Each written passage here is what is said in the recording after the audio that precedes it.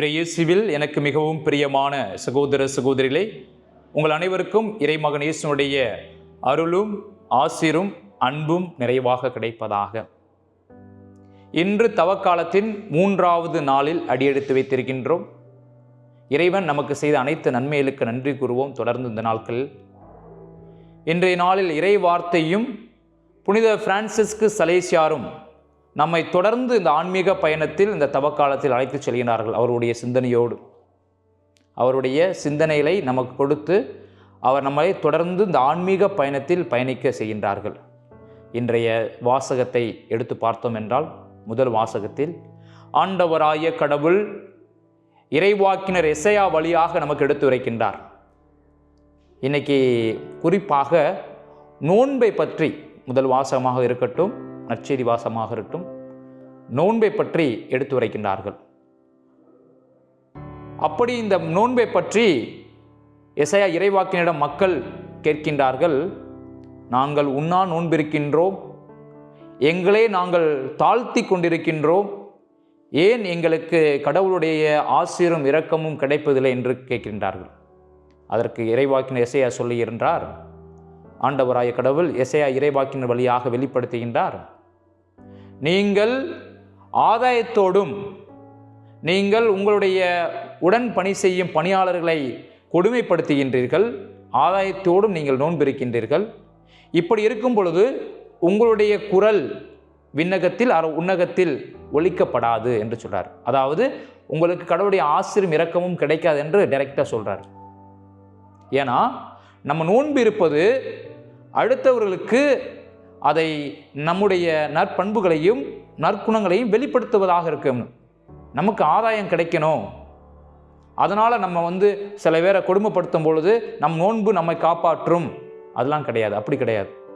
நாம் நோன்பு இருப்பது நம்ம இருக்கின்ற தவம் ஜெபம் இது நம்மோடு இருப்பவர்களை, நம்மோடு உடன் பயணிக்கின்ற உற்றார் உறவினர்களாக இருக்கட்டும், சகோதர சகோதரிகளாக இருக்கட்டும், தாய் தந்தையர்களாக இருக்கட்டும், இவர்களுக்கு பயனளிப்பதாக இருக்க வேண்டும். இந்த நோன்பு எப்படி அவர்களோடு இருந்து அவர்கள் செய்கின்ற வேலையாக இருக்கட்டும், அவர்கள் செய்கின்ற ஒவ்வொரு பணியோடு அவர்களோடு இருந்து பயணிக்க இந்த நோன்பு நம்மை எடுத்து செல்ல வேண்டும். அவர்களை கொடுமைப்படுத்துவதாக இருக்கக்கூடாது என்பதை ஆண்டவராய கடவுள் என்ற முதல் வாசகத்தை சொல்றார். அப்பெல்லாம் நீங்கள் நோன்பு இருந்தால் கடவுளுடைய இரக்கம் கண்டிப்பாக உங்களுக்கு கிடைக்கும் அப்படின்னு சொல்லி முதல் வாசகத்து வழியாக தெளிவாக எடுத்துக்கொள்கின்றார்.